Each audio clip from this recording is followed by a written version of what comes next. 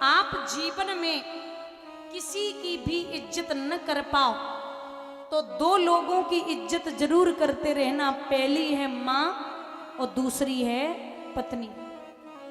माँ वो है जो आपको दुनिया में लेके आई है और पत्नी वो है जो अपनी दुनिया छोड़ करके आपकी दुनिया में आई है। वरना आज का तो वो समय है कि चार बेटों को एक माँ पाल सकती है, लेकिन चार बेटे बड़े होकर के एक माँ को नहीं पाल पाते। जब हम छोटे थे तो छोटे बच्चों में जब लड़ाई होती है तो बस 10-20 मिनट की लड़ाई हो, मुश्किल से 10 मिनट की, कब 5 मिनट की, भूल जाएंगे, फिर एक साथ बैठेंगे, खाएंगे। लड़ाई उनकी उतनी देर की होती है, लेकिन जब वही चीज बड़े पे हो जाए तो 5 मिनट तो छोड़ो, 50 वर्ष भी कम पड़ जाते हैं। बोलचाल नहीं होती भाइयों में। जब हमारा बचपन था तो मैया का हाथ पकड़ के कहते थे कि माँ मेरी है, माँ मेरी है, माँ मेरी है, माँ मेरी है। और जैसे ही बड़े हुए तो बंटवारे हो गए, अब धक्के मार के बोलते कि माँ तेरी है, माँ तेरी है, माँ तेरी है। अब कोई नहीं रखना चाहता, अब सबका बंटवारा हो गया।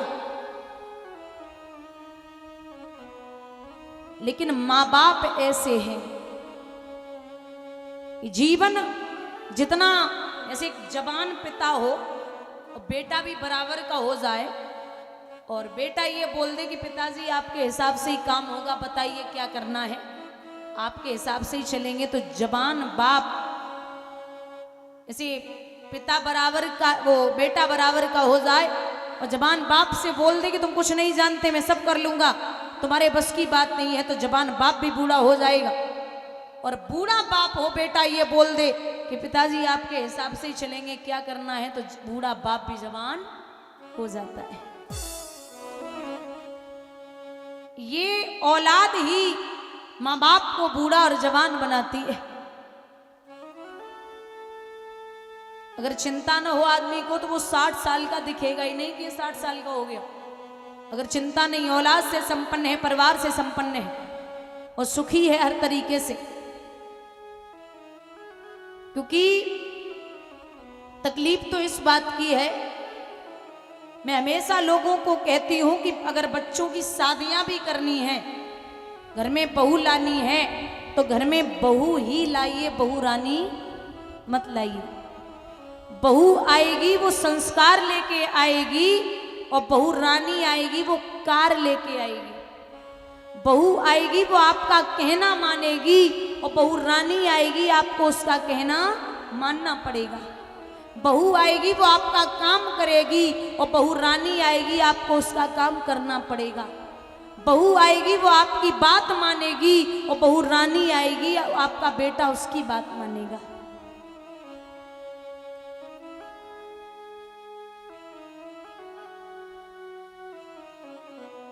एक बच्चा जब बूढ़े माँ बाप को वृद्धा आश्रम छोड़ के आता है तो 20 साल माँ वृद्धा आश्रम में रही। 20 साल बाद अब मरने वाली थी तो उसने अपने बेटे को फोन करवाया, बोले जरा काम है घर पे आ जा, यहाँ अनाथ आश्रम। तो वृद्धा आश्रम पहुंचा वो लड़का। वृद्धा आश्रम में मैया को देखा तो जिस कमरे में माँ बैठी थी उसमें बड़ी गर्मी थी। अब गर्मी में माँ को देखा, 20 साल जो माँ गर्मी में रही वो बचे होंगे मुश्किल से 2 दिन जीवित रहने के, जीने के। तो जवाब दिया कि लाला अब गर्मी बहुत है, या पंखा लगवा दे। तो बच्चा बोलता कि अब गर्मी या सर्दी से तुझे क्या फर्क पड़ता, जहाँ 20 साल काट ली अब 2 दिन की और है वो भी काट ले। तो माँ बच्चे के सर पे हाथ रख के जवाब देती, लाला मैंने तो 20 साल काट लिए, लेकिन मैं ये सोच रही हूँ कि कल जब मैं मर जाऊंगी तेरे बेटे जवान होंगे और तुझे जब यहाँ छोड़ने आए तो हमारे बेटे को यहाँ गर्मी न लगे, हमारे जीते जी पंखा लगवा दे। जो मैं तो चली जाऊंगी, तेरे बच्चे जवान होके तुझे छोड़ने आएंगे तो मेरे बेटे को यहाँ तकलीफ न हो, इसलिए पंखा लगवाना चाहती हूँ। जब माँ अपने बेटे को गोदी में लेती है तो कहाँ बिठाती है? कमर पे। और माँ का इशारा होता है कि जहां तक मैं देख सकती हूं वहां तक तू भी देखे। और जब बाप बिठाता है तो कहाँ बिठाता है? कंधे पे। बाप का इशारा होता है कि जहां तक मैं नहीं देख सकता वहां तक तू देखे। बोलिए गोविंद भगवान की। ये माँ बाप है। कोई नहीं बोला तो मैया के सामने दुशासन पहुंचा और साड़ी को पकड़ के खींचने लगा। तो एक बात कही है द्रौपदी ने हाथ जोड़ के, अरे ओ माधव,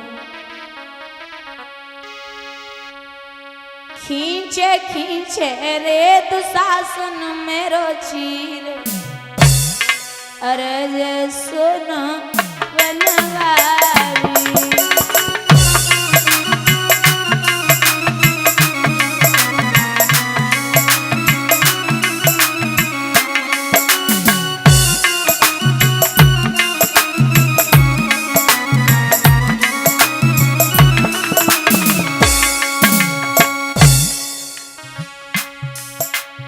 हस्तनापुर में जाए के देखो बैठ गए गई वारी।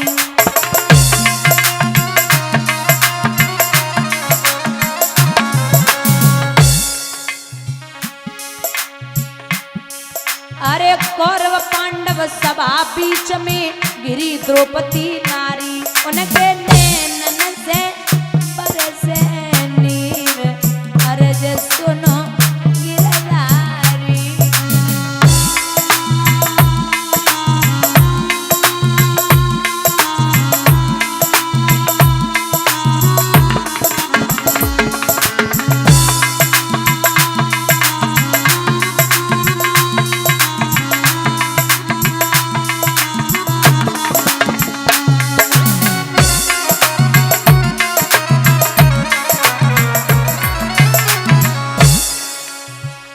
कन्हैया। पांचों पांडव ऐसे बैठे जैसे अबला नारी।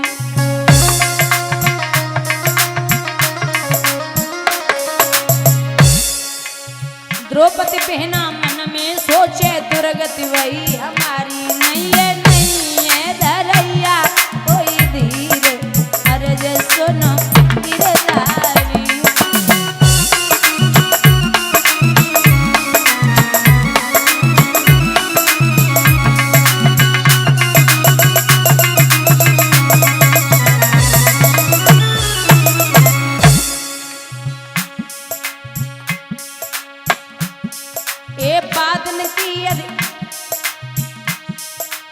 बादल की करो याद कन्हैया, उंगली कटी तुम्हारी।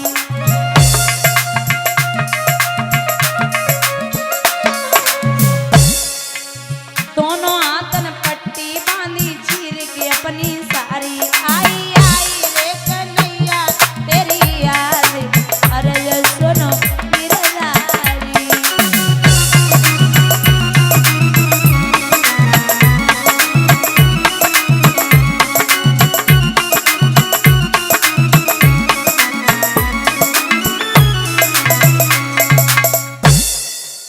रोई है बहना।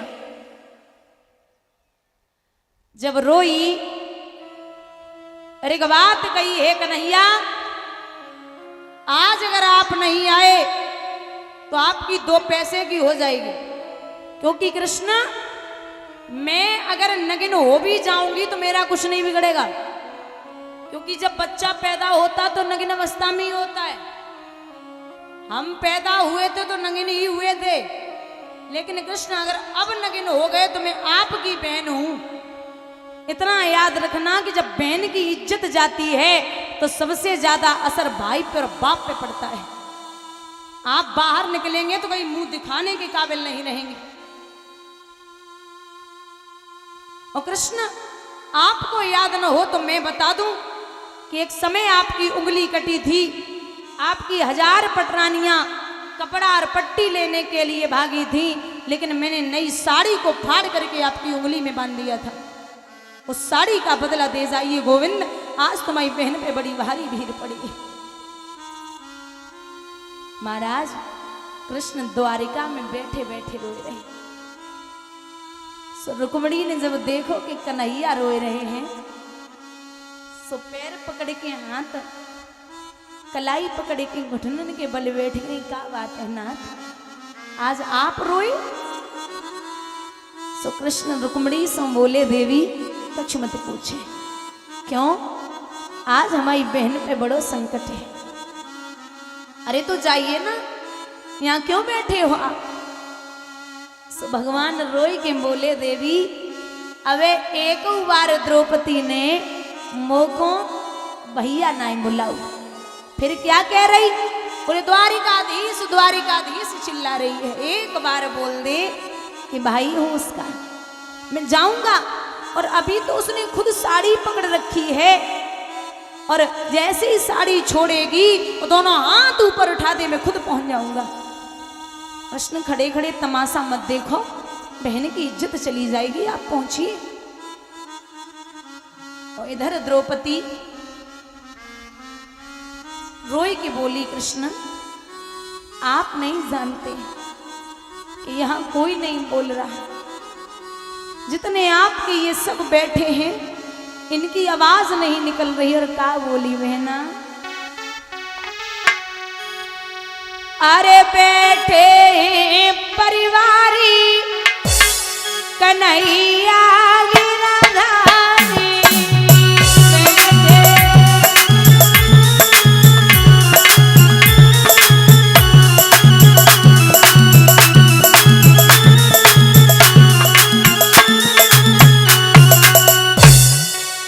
अरे जो कौला जग गई हमारी माधव, तो कट जाइए नाक तुम्हारी। गोविंद हंसे सब नर नारी, सबरिया गिरधारी।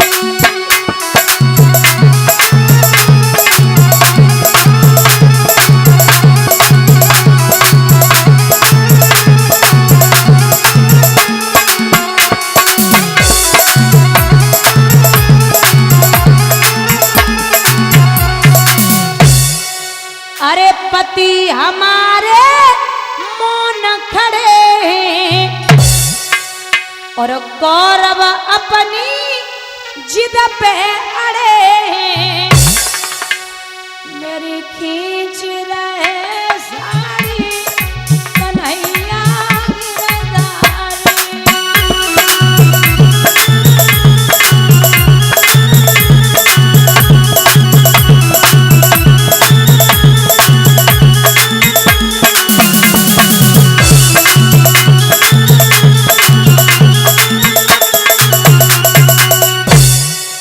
अरे लाज गई तो कहा बचोए, और सब कहीं मेरा चीर खिंचोए। जय लोक लाज सारी सवरिया गिरधारी।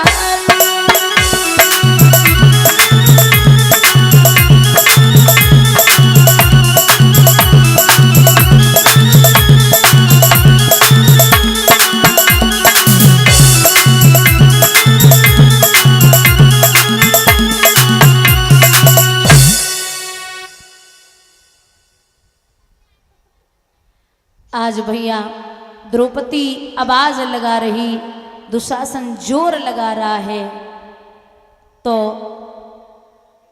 एक कहावत है कि दुख में सुमिरन सब करें, सुख में करे न कोई, और जो सुख में सुमिरन करे तो दुख काए को। अब एक तरफ सोच रही कि मैं खुद को बचा लूंगी, लेकिन वही कहते हैं ना कि प्रेम गली अति सांकरी, जामे दोय न समाए। एक ही आ सकता है, या परिवार या खुद या फिर भगवान, एक ही आ सकता है। आप सोचो कि परिवार मेरा हो जाए, मैं परिवार के प्रति इतना मोह रखूं, परिवार के प्रति आसक्त हूं और भगवान को भी मान लूं, तो ये कभी नहीं हो सकता। लोग कहते हैं कि हम पे इतना कष्ट है, इतनी तकलीफ है और मैं परेशान हूं, जितनी पूजा करता हूं उतनी तकलीफ होती है। तो आप एक बात बताइए, आपके दरवाजे पे 10 बच्चे खेल रहे हो और एक आपका भी बच्चा हो, तो आपका मन हो जाए टॉफी, बिस्किट, चॉकलेट, आप जितने भी बच्चे उन सबको देंगे, अपने वाले को अकेले नहीं दे देंगे अगर उदार हृदय के हो। अगर वो 10 के 10 ऊधम करें तो मारना किसको है, पीटना किसको है, अपने वाले को। ऐसे ही भगवान कहते कि मैं खुश तो हर किसी को रख सकता हूं, लेकिन दुख और तकलीफ में उसको देता हूं जिसे मैं अपना मानता हूं, जिसे मैं जानता हूं कि ये मेरी तकलीफ झेल लेगा। आप लाख जतन कर लो, उसे जो करना होगा वो वही करेगा। कृष्ण वो कभी नहीं करता जो आपको अच्छा लगता है, कृष्ण वो कभी नहीं करता जो आपको अच्छा लगता है, भगवान वो करता है जो आपके लिए अच्छा होता है।